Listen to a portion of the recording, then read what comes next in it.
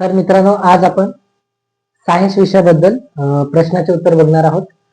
हे एमपीएससी मध्येच नाही तर बाकी सर्व कोणत्याही कॉम्पिटेटिव्ह एक्झाम मध्ये ज्यामध्ये सायन्स हा विषय विचारला जातो त्यामध्ये सर्व प्रश्न येण्याची संभावना आहे. म्हणजे हे प्रश्न तुम्हाला कामात लागणार. तर हा व्हिडिओ नक्की बहुत उपयुक्त आहे, म्हणून हा व्हिडिओ पहा तुम्ही. तर आजचा पहिला प्रश्न आपण सुरुवात करूया. तर पहिला प्रश्न आहे, कोणती भौतिक राशी टक्रीच्या दरम्यान अक्षय राहते, म्हणजे टिकून राहते? ठीक आहे. पहिला आहे वस्तुमान, दुसरा आहे संवेग, तिसरा आहे वेळ आणि चौथा आहे लांबी. ठीक आहे. जसं की इथे 4 ऑप्शन दिले आहेत, आपण चारही ऑप्शन बघणार आहोत. फक्त उत्तर काय हे जाणून होणार नाही, तर आपण चारही ऑप्शन बद्दल थोडी थोडी माहिती बघणार आहोत, जेणेकरून तुम्ही प्रश्न जरी विसरले तरी कॉन्सेप्ट तुम्हाला आठवून राहिली पाहिजे. ठीक आहे. तर जसं की भौतिक शास्त्राची टक्रीच्या दरम्यान अक्षय राहते, तर संवेग, ठीक आहे, मोमेंटम म्हणजे हे हे राहते, हे अक्षय राहते. वस्तुमान राहतं का? तर नाही. वेळ हे टक्रीय दरम्यान सेम राहते, ठीक आहे, टिकून राहत नाही, म्हणजे अक्षय राहत नाही. लांबी तर हे बसतच नाही, ठीक आहे, राशीमध्ये बसतच नाही. तर याचं उत्तर आहे संवेग. ठीक आहे. दुसरा प्रश्न, या प्रक्रियेत न्यूट्रॉन कण उत्सर्जित होतात. इथे 4 काय म्हणतात प्रक्रिया दिलेल्या आहेत: अल्फा, बीटा, गॅमा आणि एक्स रे. कोणत्या प्रक्रियेमध्ये न्यूट्रॉन कण उत्सर्जित होतात असं म्हटलंय? तर याचं खरं उत्तर आहे बीटा रे. गॅमा रेज मध्ये काय होतं? गॅमा रेजच उत्सर्जित होतात. एक्स रे मध्ये तर होतच नाही, त्याच्यामध्ये हे न्यूट्रॉन आणि प्रोटॉन दोन्ही पण येतात. अल्फा क्षय, त्याच्यामध्ये अल्फा. ठीक आहे. तर हे याचं मेन उत्तर आहे बीटा रेज. तिसरा प्रश्न आहे असा, कठीण आणि मृदू, आम्ल आणि अल्काली या संज्ञा कोणी दिल्या? ठीक आहे. क्रोन्स्टेन, लेविस, फ्रँकलिन या पियर्सन. याचं खरं उत्तर आहे पियर्सन. मग लेविसनं कोणतं दिलं आहे? लेविसनं दिलं आहे अल्प आम्ल म्हणजे इलेक्ट्रॉन प्रोटॉन याच्याबद्दल दिला आहे. क्रॉस्टेटनी दिलेलं आहे प्रोटॉन डोनर आणि प्रोटॉन संकल्पना, ऍक्सेप्टर आणि डोनर याच्याबद्दल त्याने संकल्पना मांडलेली, म्हणून याचं खरं उत्तर आपण पियर्सन बघितलंय, ज्यांनी कठीण, मृदू आणि आम्ल आणि अल्काली ही संज्ञा दिली आहे. ठीक आहे. याचं खरं उत्तर पियर्सन. चौथा महत्वाचा प्रश्न, हा प्रश्न खूपदा आलाय बरं, म्हणजे याच्यावरून आलेला असं नाही, पण याला मिळतं जुळतात. इथं जीवनसत्व दिलेले आहे, तिथे पण जीवनसत्व डायरेक्टली प्रश्न विचारला जातो. जसं की बघा, हा प्रश्न बघा, कोणते जीवनसत्व ऑक्सिडेशन प्रतिबंधित करणारे आहेत? ठीक आहे. ऑप्शन पहिला आहे जीवनसत्व ए, दुसरं बी जीवनसत्व बी, तिसरं जीवनसत्व ई, ठीक आहे, चौथं जीवनसत्व के. जीवनसत्व ए आहे हा दृष्टी म्हणजे डोळ्याच्या आपण जे दिसतात त्याच्याबद्दल आणि त्वचेबद्दल सांगितलं जातं. जीवनसत्व बी मध्ये ऊर्जा आणि मज्जासंस्था हे त्याच्यासाठी कामात असते. जीवनसत्व के जे आहे आपलं जे रक्त गोठतं, ज्याला प्लेटलेट्स म्हणतो, रक्त गोठण्याचं काम, प्लेटलेट्स नाही म्हणत, रक्त गोठण्याचं काम जे करतात ते व्हिटॅमिन के मध्ये केलं जातं. तसंच जीवनसत्व ई जे आहे हे ऑक्सिडेशन प्रतिबंधित करणारे आहे. याचं खरं उत्तर आहे जीवनसत्व टी. ठीक आहे. पाचवा प्रश्न आहे, कोणती औषधी मज्जासंस्था, पचन संस्था यांच्यावर संवेदीचे तंतूच्या टोकावर बद्ध राहतात? पहिली औषध आहे कॅनाबिनाइड्स, दुसरी आहे ओपिऑइड्स, तिसरी आहे मॉर्फिन आणि चौथी आहे कोका अल्कलाइड्स. ठीक आहे. जसं की कॅनाबिनाइड्स जर विचारलं तर हे वनस्पतीच्या संबंधित एक आहे. ठीक आहे. दुसरा आहे ॲपिओडाइड्स, खरं उत्तर आहे, जे की मज्जासंस्था आणि पचनसंस्था दोन्ही याच्यावर काय म्हणते बद्ध राहते. मॉर्फिन हे तुम्हाला सर्वांना माहित असेल, जनरल नॉलेज सारखं जर विचार केला तुम्हाला माहित असेल, हे शुद्ध वेदना यांनी खूप दुखापात होत असेल, दुखत असेल पेन होत असेल तर मॉर्फिन या नावाच्या हे जी औषधी घेतली जाते. कोका हे पण एक वनस्पतीच्या रिलेटेड आहे.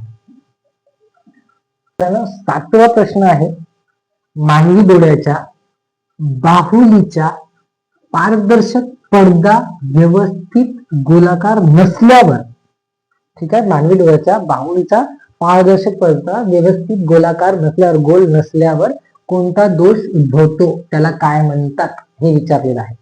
ठीक आहे, तर ऑप्शन पहिलं आहे ऍस्ट्रिगॅमॅटिसम, दुसरं आहे हायपर पेट्रोपिया, तिसरा आहे मायोपिया आणि चौथा आहे प्रेस्बायोपिया.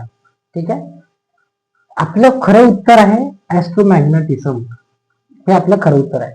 पण बाकी 3 काय म्हणतात मग, तर हायपर पेट्रोपिया हे जे आहे जवळच्या वस्तू, ज्यांना जवळच्या वस्तू दिसत नाही स्पष्ट, म्हणजे सपोज हे पेन्सिल आहे, एवढा दूर ठेवलेलं आहे आणि हे मला स्पष्ट दिसत नाही, याला म्हणतात हायपोपेट्रोपिया.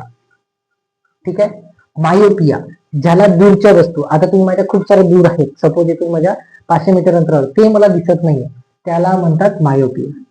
आणि चौथा ऑप्शन आपलं हे आहे प्रेस बायोपिया, म्हणजे वयानुसार, सपोज माझी वय आता 70-80 या 60 झालेली आहे, तर मला काही वस्तू दिसत नाही जवळच्या असं त्या दूरच्या ऑब्विसली नाही दिसणार, पण जवळच्याही दिसत नसणार, तर त्याला म्हणतात प्रेस बायोपिया. ठीक आहे, वयमानानुसार या वयानुसार ज्या गोष्टी घडतात त्या दिसत नाही डोळ्याला, त्याला म्हणतात प्रेस बायोपिया. ठीक आहे, मलेरियात कारणीभूत ठरणाऱ्या, ठीक आहे,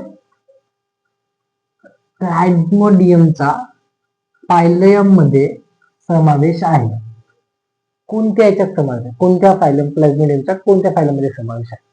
पहिला आहे अँथ्रोपोडा मध्ये आहे, ॲनालिडा मध्ये आहे, प्लेटिहेल्मिनथास मध्ये आहे, या प्रोटोझोआ मध्ये आहे.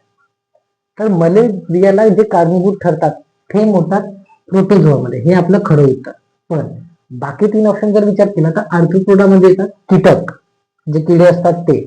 ठीक आहे, कोळी म्हणूया, छोटे छोटे कीटक, खेकडे, हे येतात आर्थ्रोपोडा मध्ये. ॲनालिडा मध्ये काय येतात, गांडूळ, जडू, छोटे छोटे जे राहतात, तुम्ही बघितलं असेल ते. आणि प्लेटिहेल्मिनथास म्हणजे चपटे कृमी जे असतात त्याला म्हणतात. तर हे आपले 3 असे ज्याला आपण एक्सप्लेन करतोय. ठीक आहे, तसंच 9वा प्रश्न म्हणतोय की गंधक सल्फर या पोषण मूलद्रव्यापासून बनलेली अमिनो आम्ले कोणती? पहिला आहे ल्युमिनो अँड आयसोल्युमिसिन, दुसरा आहे मिथिओनाइन अँड सिस्टीन, तिसरा आहे असर्प्टिक ऍसिड अँड ग्लुटोमाइन, आणि चौथा आहे ग्लुटोमिक ऍसिड अँड लॅटिन. ठीक आहे, त्याचं खरं उत्तर आहे मिथिओनाइट अँड सिस्टीन. आता हे म्हणाल की तुम्ही 3 काऊन आहे, कशापासून म्हणलं, आता हे सांगतो म्हणलं तर खूप लांब पडतं, म्हणून फक्त याचं उत्तरच बघूयात आपण, कारण की हे डायरेक्टली विचारलंय सल्फर या आणि अमिनो आम्लपासून कोणती मूलद्रव्य बनतात, म्हणून हे डायरेक्टली उत्तर आहे मिथिओनाइट अँड सिस्टीन. एवढं आठवण ठेवा. ठीक आहे, सल्फर आणि अमिनो ऍसिड पासून काय बनवलं जातं. एक महत्वाचा प्रश्न, ठीक आहे, HIV प्रसार खालील पद्धतीने काळजी घेतल्यास थांबवता येतो. ठीक आहे, अ मध्ये आहे रक्ताच्या आणि रक्ताची चाचणी बरोबर नीट केल्यावर, दुसरं लैंगिक संबंधादरम्यान काळजी घेणे, ठीक आहे, त्यामुळे लैंगिक रोगांचा योग्य उपचार करणे, तिसरं आहे एकमेकांच्या सुया न वापरणे, चौथं आहे योग्य औषधोपचाराने आईकडून बाळाकडे रोगाचे संक्रमण टाळणे. ठीक आहे, तर या चौघांमधून असे कोणते ऑप्शन आहे की जे पाळलं तर HIV या रोगाला थांबवता येतं, या काय म्हणतात योग्य पद्धतीने त्याचा हे करू शकतो आपण, स्टॉप करू शकतो म्हणूया काही काळापुरतं, या खूप लॉंग, जसं कोणाला HIV झाल्यानंतर माणूस 40 वर्ष जगणार होता, पण तो त्याचे ह्या सर्व गोष्टीचे लक्षणं जर आपण योग्य रीतीने पाळलं तर त्याला आणखी 10 वर्ष आपण त्याला एक्सपॅन्ड करू शकतो, म्हणजे तो 50 वर्ष जगू शकते असं. तर याचं खरं उत्तर काय आहे? हे आहे वरील सर्व, कारण की ह्या सर्वच गोष्टी आपल्याला नीट नेटके पाडाव्या लागतात, तेव्हा जाऊन HIV या रोगापासून आपण टाळू शकतो, त्याला थांबवता येतं. ठीक आहे. तर हे झालं मित्रांनो विज्ञान या विषयाचे महत्वाचे प्रश्न जे पेपरमध्ये येण्याची दाट शक्यता आहे.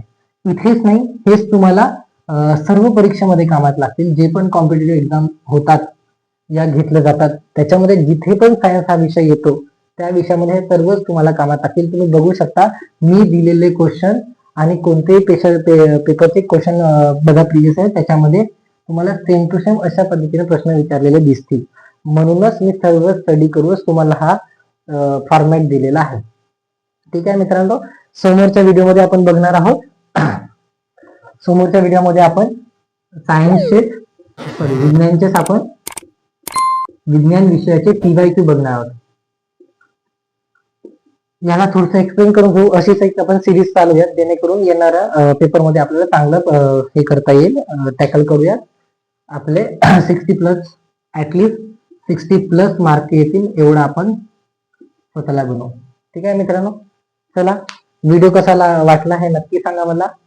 सबस्क्राईब केलं असेल तर सबस्क्राईब करायला विसरू नका आणि कमेंट करायला सांगा की नेक्स्ट व्हिडिओमध्ये तुम्हाला कोणत्या सब्जेक्ट बद्दल पाहिजे आहे, त्यानुसारच आपण पुन्हा समोर वळूया. मी आता नेक्स्ट सब्जेक्ट विज्ञान घेतो म्हणत आहे PYQ, तर तुम्हाला कोणता इंटरेस्ट असेल आपण त्या विषयावर घेऊयात लवकरच. चला बाय, भेटूयात.